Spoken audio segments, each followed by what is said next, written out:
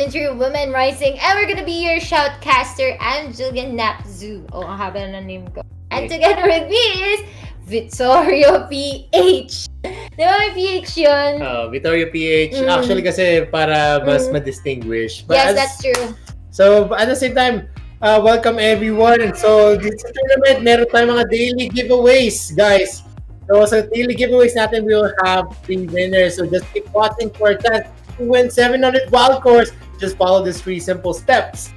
Like our page and this stream, share this stream, and tag 3 friends in the comment section with the hashtag LA Woman Rising and exclamation notify. Yes, don't forget to share it on public, guys, para naman makita ng mga wildrifters natin dyan. Meron ng female tournament ang Wildrift dito sa Liga Adarna. And yun nga, so sino ba next na maglalaban? I know it's DR Hellcats eh. Actually, ang maglalaban na next is gonna be Alliance E-Gaming FE versus Team Lugiami. Oh, Madam Kaysaya in the house, bro! Alliance E-Gaming si Madam Kaysaya. Nakita ko lang din yung poster nila. And kasama niya yung friend ko from Finesse, si Chai. So, isa si Chai sa mga main heroes niya din si Ari. And also, nabalitaan ko din si Madam Kaysaya is the jungle role. So, tignan natin kung lalaro ba dito si Madam M. Wala naman ata siya dito sa nakikita nating screen. Wala. Okay. Asaraso. Joke lang. So, ayun. Pero Madam Kaysaya is also in the Alliance E-Gaming? Alliance E-Gaming. E-Gaming. FE. Ayan. Wala din dito si Chai. So, sige. Tingnan natin. Kasi madami sila eh. Nakita ko yung poster nila last week. Yun. So, sino yung kalaban nila? Team Lugiami. Lugiami. Ngayon ko lang napagtanto yung Team Lugiami. Actually, ito yung first time na narinig ko sila. So, ako din. Definitely, nakaka-excite din naman na makita dito dahil this is gonna be a brand new talent. So, yes. Malay mo, ito na yung mga abangan ulit natin sa mga next na mga female tournaments, di ba? Nag-uusbong na talaga yung mga female teams ngayon sa Wildrift and in demand talaga sila, guys. Kaya naman grabe din yung support dito ng community dahil natutuwa sila. Para equal din naman kasi yung nakita din natin kanina, para nakikita din natin sa mga Smart Omega. Talaga naman nakakapag-cope up sila sa skill set din ng mga boys katulad ni Kuya Vittorio PH. You know guys, si Kuya Vittorio, isa yun sa mga challenger din sa LoL PC way back, diba? Sobrang tagal na Season 3, Season 4. After nun, wala puro aral na. Siyempre, good boy. Good boy siya daw at hindi daw siya nakikipaglaro sa mga ladies. Lalaki lang ka lang. Diba? Yun talaga yung sinasabi ko kay BFF, talagang focus on the game. And as you can see here, focus din ang mga ladies natin dito. You're just waiting to start the game. And also, gusto ko lang magtingin dun sa mga comment, diba? Yes, and habang tumitingin ng comments si Julia, syempre, pasalamatan natin yung mga partners natin for making Liga Adarna possible. So, Liga Adarna Season 3 Woman Rising is co-presented by Smart Communications Incorporated, the Philippines' leading wireless provider, and it is powered by Implement Entertainment. And the best types of wins in life are meant to be shared and experienced together with friends. So, with Smart Double Giga Game subscribers, get 2 gigabytes of games every day for League of Legends, Wildrift, Call of Duty, Mobile Legends, and FB Gaming. They can double up on building their skills for good games and good times with friends. So that's Double GG with Smart Double Giga Games. Subscribers can register by downloading the Giga Life app or dialing *123# or choosing Double Giga. Hindi na free games. Hinga-hinga muna. Ang naano ka doon kasi very new nga, bago na naman ang pakula ng Smart and it's the best internet provider here in the Philippines. Kaya Smart lang, malakas. And I'm seeing here na marami nag-root din doon sa Alliance E-Gaming. Yes. So din na suporta. So, ayan, good luck, Chai. Yan yung friend ko. Sino ba si Chai dito? Siya ba si Nice Baby? Okay, Charmander. Hindi ko alam. Nag-iba ito ng pero alam mo, yan si Chai, isa yan sa, dati siyang pro team din ng execution for MLPB and she transitioned to Wildrift. O diba, alam ko yung mga background nila. Nagulat nga ako yung mga friends ko din babae na, nag-Wildrift na kami. Gusto ko magpabuhat sana. Shoutout nga pala sa mga nakakalaro natin dyan. Medyo high rank to si Julia. Hindi. Guys, Emerald 3 and nanganganib pa. Pero I think I can. Mamaya maglalaro ako. Na-motivate ako parang mag-spam locks ako mamaya. Char! Ay, alam mo, siguro si katulad ni Gia. Katulad ni Gia. Positive scripting yan. Porket best friend mo ako dito Actually, si Gia kasi, siya yung mga tipong magaling mag-locks. O, di magpapaturo kay Gia.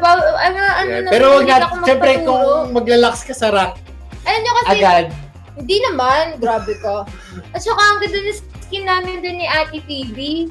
Queenies kaya kami dun sa Star Guardian, di ba? Sayang naman yung skin. Yan kasi si Vittorio guys, hindi na kami sinasamahan yan sa stream ko Masyado ng mataas, hindi na namin ma-reach. Actually, very down to earth ako. Like our charity partner, Worldwide Fund for Nature, di ba? Kung gusto natin ma-change yung ending, syempre, send your stars kasi syempre yung mga stars natin is gonna go to para i-help yung environment. Pero habang sinasabi ko yung stars na yan, ipapasa na natin sa one and only star natin na Analyst, Sh1n Boo with a 419. 419?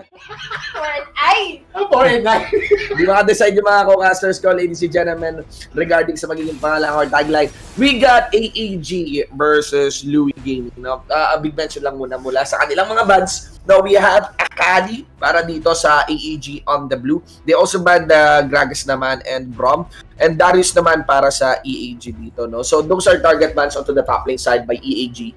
It's a very, very specific ban, Darius plus Akali. It works in a sense na they're picking something who wants to get into the close quarters and doesn't want to lose a very close quarter matchup, no? And I think that is the Malphite, kaya naman parang may Malphite dito, mga kaibigan.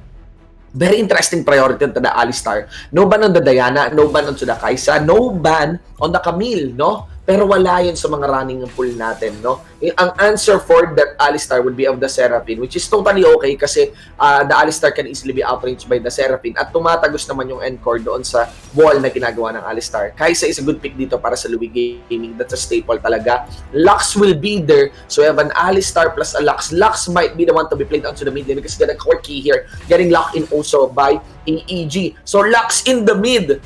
Man, we're seeing very preferred picks right now. And the Seraphine will be the one onto the mid lane side because we have a Sona already shown here mula kay Reverie, then a Jarvan and a Garen, no? I'm not so sure about the Jarvan. Can I but feel that the Jarvan doesn't stop anyone really here. You have the Unstoppable Force, which is a pangalan pa lang, Unstoppable nga. Even the Wukong can bypass the dash, the walls of the Jarvan here, plus the Garen. But I do love the attack speed provided by the Damascene Standard ng Jarvan dito in actually shredding out the Alistar plus the Malphite. One thing is for sure, guys, this is gonna be a very nice match to watch. You know why? Because we have a close quarters combat. Even if there is a Seraphine sa kabila, the ADCs are relatively short on the range, even the Kaisa and there. And the main initiates are just very much close quarters and really have to commit on their dives here. You have the Jarvan, you have the Garen, you have the Alistar, you have the Wukong. Without doubt though, crowd control, nasa kamay ng AEG dito. Nasa AEG-FE. That's a very, very obvious threat that needs to be watched out for by Team Lugiami. Let's see, ladies and gents, game number 1 ito between AEG versus Lugiami. I'm really looking forward how will this all pan out because I think, given na mukhang ngayon ko lang din nakita yung mga teams na to. AEG have known their main pro team, no? Pero ito yung kanilang female teams and I think this is a good way to actually debut yourself as a Wild Rift team on the female leagues. Ladies and gentlemen, papasa na natin ito sa ating mga casters. Walang iba, Napz and of course, Vittorio. Yun, thank you so much, Kuya Sh1n Boo. So, ito na nga, masusurprise tayo dito sa team ng Lugiami. Dahil ngayon lang natin sila makikita sa mga tournaments, pero there's gonna be a first blood here from the Alliance e-gaming. Usually talaga dyan ang invade sa may tri-brush, kaya kailangan din maglagay dyan ng wards. And also, they're going to take that red buff. Para sa akin, anak ni Mary, siguro wag na niyang i-contest itong red buff. Yes, definitely. Wala siyang choice dito dahil malayo dito ng mga members. But as we see here, Kaisa, Sona, and also the Seraphine is going to be converging into the red buff of the Alliance Gaming FE. Actually, yung pagpwesto nun ni Garen is very questionable. Mas maganda kasi if you're gonna go for that tri-brush, tinatawag natin yung death brush for a reason kasi sobrang hirap then usually nangyayari yung mga ambush na nakakamatay. Naglalapag ka kaagad ng ward doon para hindi mo na kailangan i-risk yung sarili mo na i-risk mo yung body mo para lang i-secure yon. So, definitely, I think this is gonna be hard for the side of Team Lugiami just because they already lost a first blood as early as the 30-second mark. Yup, hindi nila na-anticipate yun dun sa Tribe Rush kasi usually standard rotation lang naman yung ginagawa dito ng mga ladies natin, pero that was a good call for the side of AEG para naman makapick up sila ng first blood, and nakita naman natin dito yung harassment na ginagawa ng Lugiami para lang makuha nila dito si Malphite. And for sure, mag-shove lang yan ng mga lanes para lang makabuo din ng recall niya. Yes, definitely. This is gonna be a slow push. Meron na nakita na din yung nakita natin dito, Malphite actually switch lane with the supposedly Dragon Lane dapat nila, which is the Corki and Alistar. Pero nakita natin dito yung harassment na nangyayari. They are slowly clinching Lois.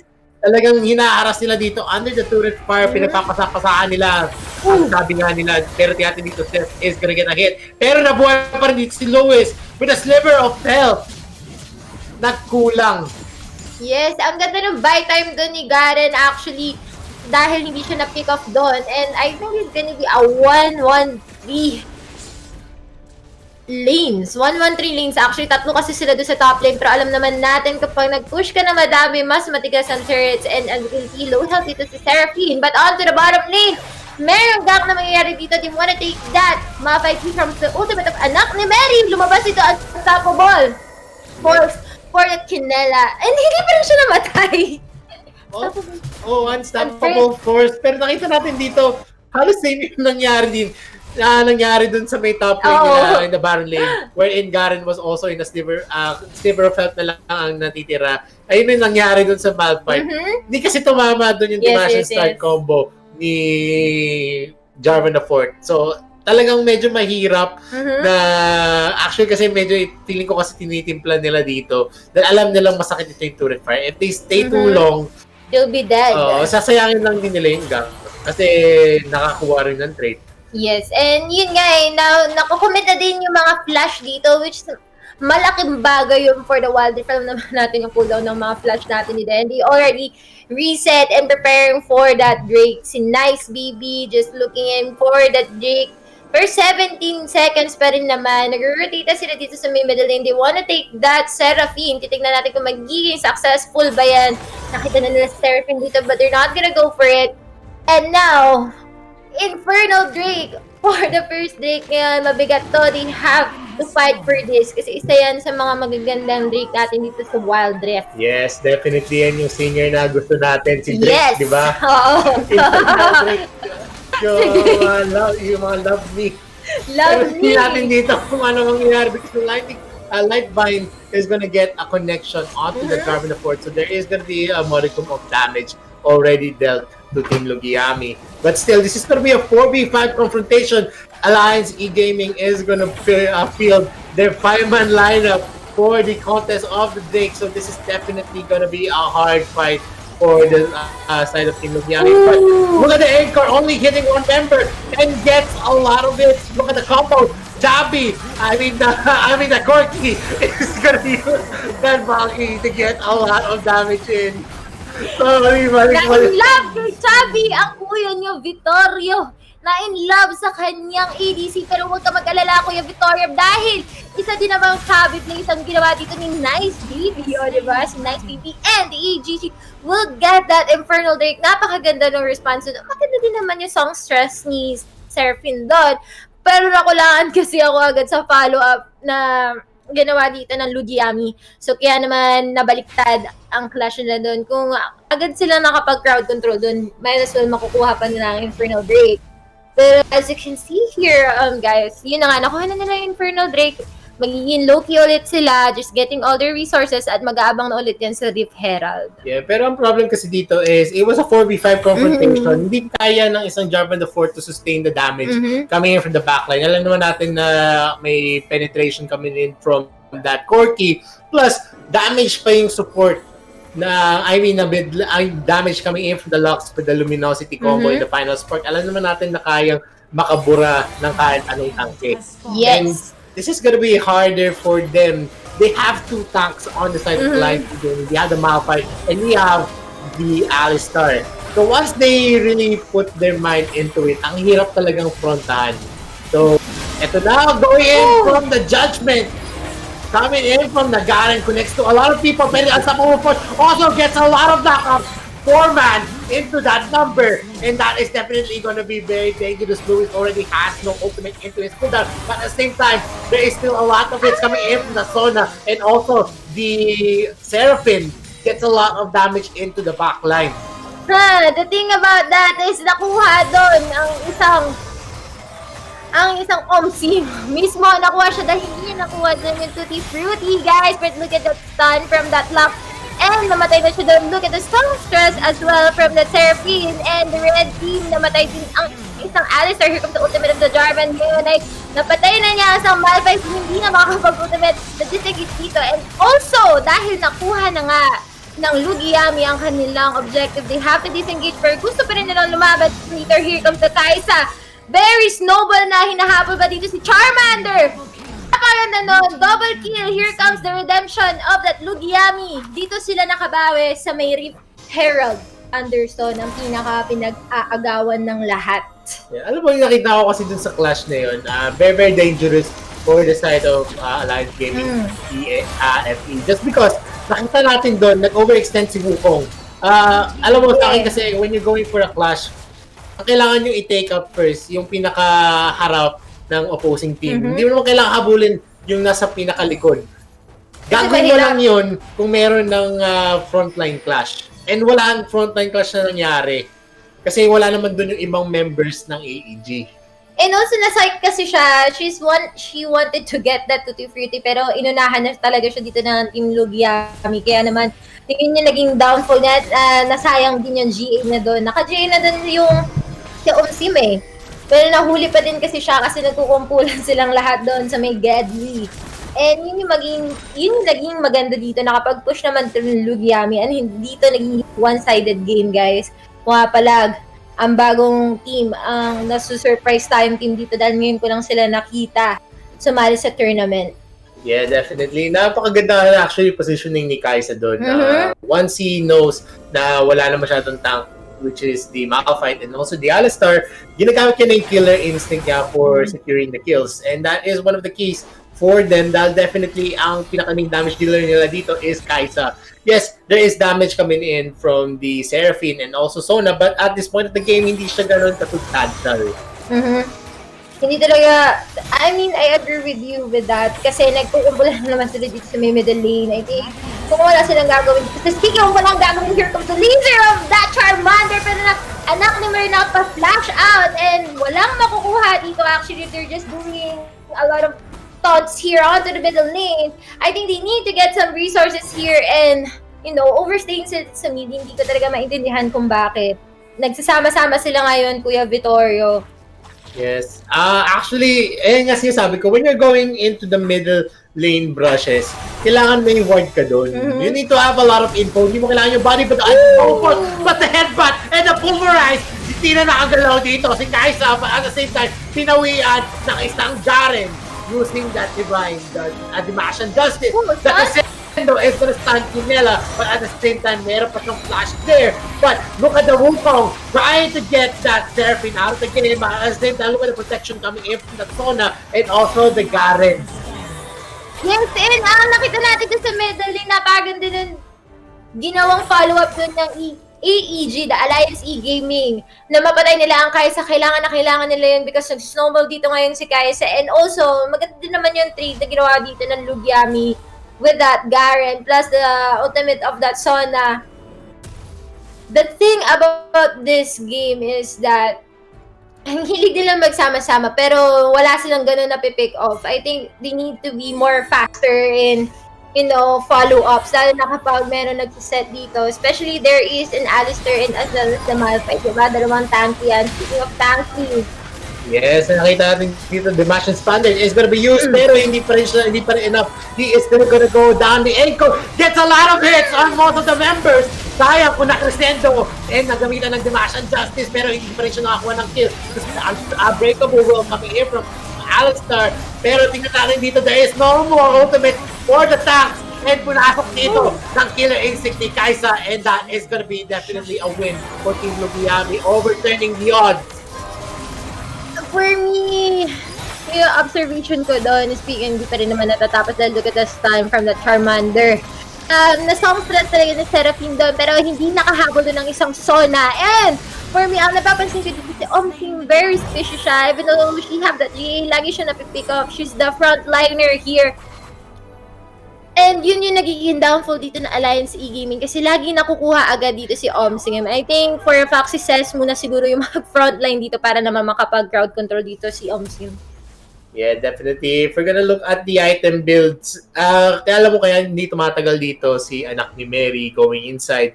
He only has the Black Cleaver and also the Guardian Angel. Yes, you have a cooldown. You have a short cooldown, but at the same time, hindi mo kaya i-sustain yan. You need to have a Sterox Rage, a Lifeline na pwedeng magpatagal sa clash. Kasi ang pumapasok talaga dito is Jarvan the Fourth. And most of the time, yun yung isa sa reasons kung bakit nahihirapan din sila mag-take ng objective. Just because yung jungler nila, wala nang kasamang pumasok. Yes, True. meron kang Encore, meron kang Crescendo coming in from the Zona, but at the same time, hindi naman all of the time na magla-line up sa'yo yung enemy team. Diba? Yeah. Ang hirap para it's a very, very linear skill. The Crescendo and the Encore. Kailangan magagamit mo lang siya dun sa mga clashes na kunwari nasa jungle kayo, kung saan masisikip yung mga places and maybe on the lanes. Yes, and especially si Luis din kasi late na talaga siyang pumupunta sa team fight. Kailangan talaga ng a little bit tanky here kasi para makapag-position naman dito si Seraphine and as well as Sona. Napakaganda ng crowd, napakaganda ng combination nila dito if they can actually push through. Kanina nga doon sa last flash, diba, sinabi mo kung umabot lang talaga doon. Yung ultimate ng Sona, it's a different story but they got that little turret. Nakapag-push naman sila dito with that Lugiami. So, titignan lang natin dito. It's time for utakan gaming. Yun yung nakikita ko dito. Kasi screenshot din naman dito si Omsim eh. Parang nag-frontliner din siya as dun sa J4 ni anak ni Mary. At mabilis din siyang ma-pick up. So, utakan to ng support and EDC din. Yes, ang hirap kasi dito sa Alliance Gaming, they only have the Alistar na sabi ko nga say has a median of range. Hindi naman all of the time na kaya niyang ma-headbutt pulverize dito ang isang Kaisa. Maybe he needs to expend his flash just to connect his combos. Meron siyang Bramble Vest and also a Desmond's Plate. But still, marami pa rin magic damage coming in from the Sona and also the Seraphine. So definitely, hindi pa rin niya kaya tumagal. Pero may Unbreakable Will naman siya para patagalin pa yung clash. But at the same time kasi, pag na-anchor ka lang dito, ang hirap rin kumombo. Mahirap din talaga kumombo kasi, you know, at medyo malayo din talaga yung, yung Lugiami. Nakita ko talaga din sa clash nila. They're trying to do that combination and they cannot be, hindi na maging successful because of the Malphite plus the Starn of this Charmander. Ang cute naman ng mga names nila. Pero tama ka doon, Vittorio.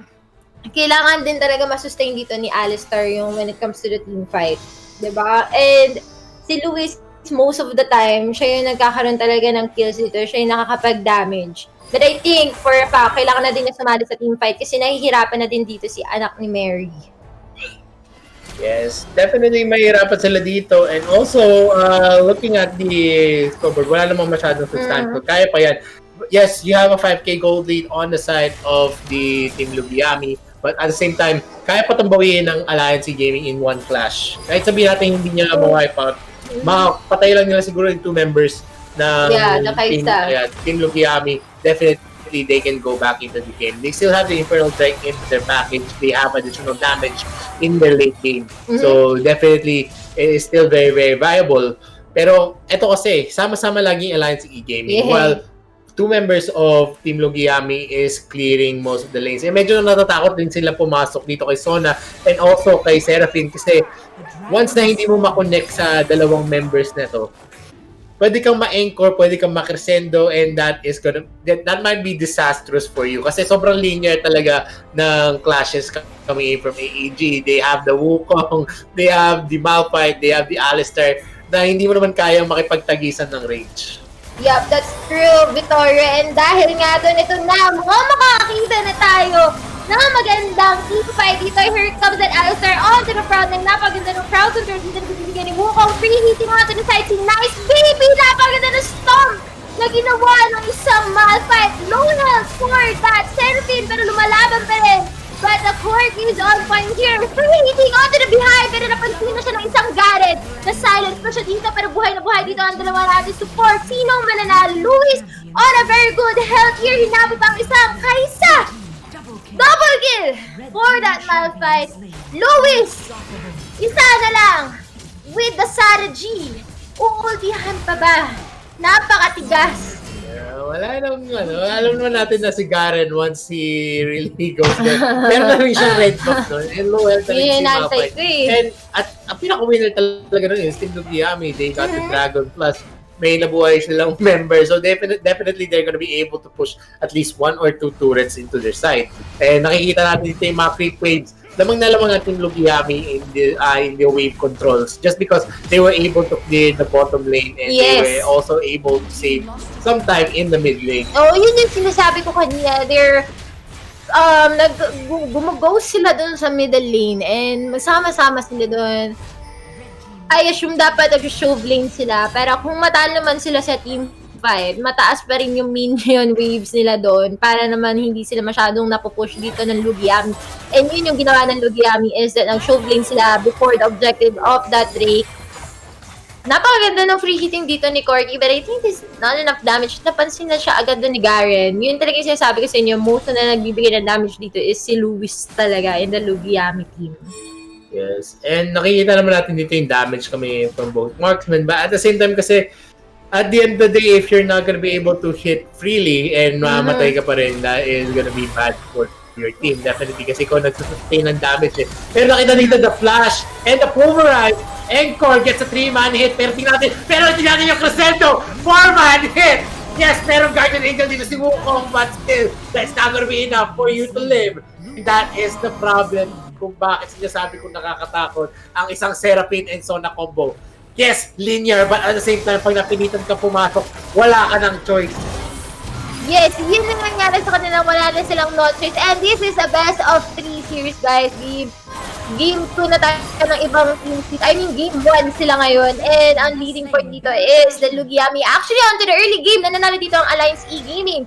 But nakita naman natin yung patience ng Lugiami dito. They have that barn buff and they're going to push that middle turret. Masasakripisya ang middle turret, inhibitor turret dito ng Alliance E-Gaming. I think they're gonna go for it and ipupush na lang nila to, and it's gonna be a good call for the Lugiami team. Congratulations for that first game. Yes, definitely. Very, very costly clash for the Alliance E-Gaming. Pero let's go for an in-depth analysis and tawagin na natin yung pinaka-star of the show, ang analyst natin, na si Sh1n Boo! Wow! Pinaka-star of the show. Star of the show. Totoo lang na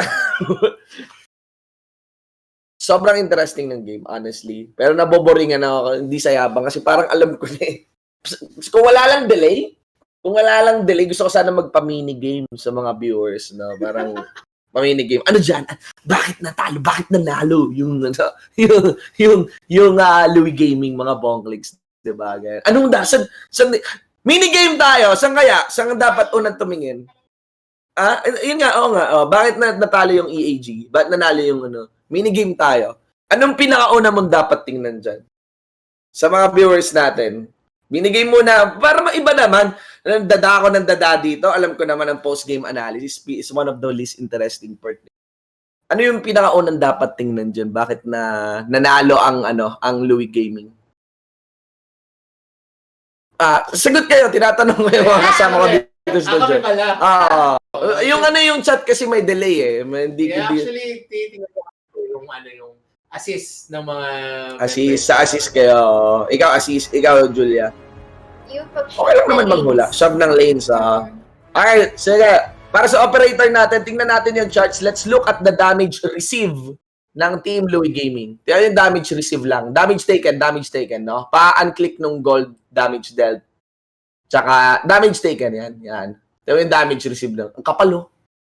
look at the empty space. Look at the empty space ng AEG na walang damage taken at look at the empty space ng damage taken ng Louis Gaming. Okay? Maiba muna tayo sa post-game analysis, guys. Let's make this proactive, okay? Ayan, so makikita mo ng Lugiami, guys. Nakita niyo yung damage received nila dito. Ang taas, di ba? Ang taas, no? Pero 19-15. So, again, guys, pag damage taken, syempre, mahapde, hinagpis, pain. Ano pa nga yun? Hindi naman silakbo yung nauuso ngayon, di ba? Grabe yung hapde na na-receive nila sa, mula sa AEG, di ba? Pero bakit pa rin sila nanalo? Alam nyo na, of course, to some, on a first look, makikita nyo kaagad yung kicker. Kung meron lang status dito, it's because of the healing done. Ang taas ng healing na nagawa ng Sona, tsaka ng Seraphine. Ayan. So, nagawa na natin yung So, nakita na natin, kicker dito. Grabe yung damage received ng, team Louis Gaming, ng Lugiami, di ba? Grabe yung damage received nila, pero panalo pa rin sila, nag-survive pa rin sila. Ngayon, dahil grabe yung healing na nagawa nila, this is enabled mainly because of the healing. Ano yung susunod na kailangan tingnan? Damage sige, anti-heal. Ayan. Very good. Very good. You look into the anti-heal. Tingnan nyo yung anti-heal dito ng AEG. Let's look into the items, guys. Umabot ng 18 minutes, hindi pa rin buo yung anti-heal ni Kinela tsaka ni Nice Baby. That Executioner's Calling was built around early. That was built very early. Ang Executioner's Calling. Even the Bramble Vest was built early, guys, no? Pero that is good. That is standard. Not bad for them. Good start. Pero given this situation that you have a Sona, AOE heal, you have a Seraphine, AOE heal, dalawang naka-harmonic echoes, di ba? As in, kabilaan yan. And by the way, guys, harmonic echoes, wala pong reduction ang pag-i-stack ng harmonic echoes. If you get a harmonic echoes healing sa kabila, you also get another harmonic echoes healing doon sa isa pang champion, no? Healing ng redemption, yes, hindi nag-i-stack. May penalty. Shielding ng Solari, yes, may penalty, 20 seconds. Pero harmonic echoes, bonklings, wala. Tuloy-tuloy ang heal. Makikita nyo sa teamfight kanina, kaya mahaba yung teamfight. Now, dito na tayo sa post-game analysis ko. Enough of the quiz, guys. No? The composition of AEG is really strong. Pininpoint natin na crowd control na sa kanila. They have the Unstoppable Force, they have the Cyclone, they have Alistar, they have... Ang hirap eh. Kung kalaban to ng Wild Rift hanggang mabulag, durug to. Durug yung Wild Rift hanggang mabulag. Promise. And ang hirap tayo dito. Ganitong crowd control. It's very hard to deal with this kind of composition ng AEG. Except if the only way to deal with this kind of compositions ng mga ganitong big ults crowd controls if wala na yung crowd controls. Okay? Wala na yung crowd controls. Pero paano yun, Kuya Shin? Tatamaan talaga kami ng crowd controls. Survive the crowd controls. If you cannot bait the crowd controls, if you cannot dodge the crowd controls, at least survive them. And a Malphite always wish na kapag nag-unstoppable force siya, sana mamatay yung non-stoppable force ko. A Wukong always wish na kapag dumive na ako, sana tumbado, isang dive ko, These big ticket ultimates, guys, whenever they are casted for Wild Rift, the caster always wish na sana makakuha, sana it makes sense. Pero if you are able to survive that, you get the upper hand. And that's how it goes for Team Louis Gaming. They have enchantments. They have the Demacian standard attack speed. Kaisa always scales into the late game, di ba? You also have the Sona, you also have the Seraphine who always heals up everyone. May mga malingang encore si Libay sa una, di ba? Pero ayun, hindi niya nga pinang-counter go pinang-initiate niya. Pagkanta niya di ba? Sinugod siya ng haters, sinugod siya Seraphine ng haters, inalog-alog siya ng Wukong, ng Malphite, di ba? After that one-man encore yata, may isa, di ba? Ang daming pwedeng ibato ng AEG Pero if you stick long enough, if you have enough sustain, kaya talaga ng composition na to ng Louis Gaming. Dapat nabuo, guys, yung Bramble Vest. Dapat Thornmail yan. Remember that Bramble Vest, nagkakaroon lang po yan ng anti-heal pag tinitira mo yung Malphite. Pero kung naka-Thornmail yan, pag naka-crowd control, naka-slow yung Malphite, doon siya nagkakaroon ng anti-heal sa kalaban. Same goes for the may isang late na Bramble Vest Piling ko yung kay Kiniela yata. Maaga yung Bramble Vest ni Sese. Yung isa pa, I would have wished na yung second core item ni Charmander is Morelionomicon. Bakit? Yung Lucent Singularity, it's a good AoE spell. It's good for applying that anti-heal. Kailangan talaga ng anti-heal sa larong to na sobra-sobra. I know may anti-heal naman, pero kulang talaga. Even that, it's not, yung kay Nice Baby, doon ako walang question. Okay na yon. Okay na yung hindi mo binuo yung Executioner's Calling. Dapat may Executioner's Calling din si Omsi, yung Wukong. Kailangan din. The Cyclone works really well. And I think nag-i-split yata yung dash niya. Nag-i-split yata to multi-targets. Not to mention, yung explosion din ng illusion ni Wukong is an AoE. So, maganda sana yung pang-apply ng anti-heal. Si Levi dito, ang second core item niya was Morellonomicon. She was eyeing to remove the healings na ng kalaban simula pa lang. Just look at that composition. Minus anak ni Mary, lahat mga bonglinks nag-heal, no? Even Kaisa.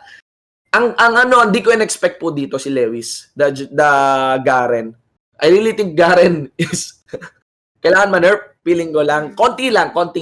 I think there's just a lot of healing for you look at that, you got Visage, you have Force of Nature onto the Garen. That movement speed, yung movement speed ng Force of Nature, guys, samahan mo pa nung first skill ni Garen, really allows Garen to attach into his targets. And given yung second skill ni Garen, ewan ko parang ang hirap i-target ni Garen dito. Really guys, if you advice ko, bukang bibig ko lagi si Diana.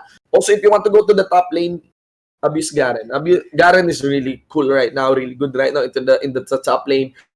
This is out of my expectations yung ganitong performance ni Lewis, no? Pero Lewis really overperformed on this Garen as well in that game, no? Also, another one for AEG. Another adjustment na pwede nilang magawa is when they able to pick up one, they can go out, regroup, and re-engage. Kasi pagdating mo sa re-engage, I feel mas capable ang composition ng Louis Gaming for the re-engage capacity. Pag na-burn mo yung ultimates mo sa ganitong klaseng composition, distansya muna. Not to mention the damage frequency. When we say damage frequency, yung continuity, yung pagtuloy-tuloy ng damage sa side ng dalawang teams, mas may frequency yung side ng Louis Gaming dito. Yung AEG, pag bato mo ng mga spells ni Corky, yung auto-attack ni Corky actually yung isa sa mga pinakamahina niyang aspect, no? Ang pwede mo lang yung taga-bato ng damage is the Lux. Lux and Seraphine, mas mataas ang continuity ng damage ng Seraphine. Ang isa pang damage source mo would be of the Wukong. Malfight after mag-ult yan, taga-bato na lang yan ng touching. So, ayun mga kaibigan, that's what happened for this composition. Nakatiis, no? Gagaling talaga. Salute sa mga nagtitiis, no? Nakapagtiis dito ang Team Louis Gaming. Sama ng tingin niyan. Natiis na Louis Gaming dito yung napakalakas na composition ng AEG, and that's how it panned out.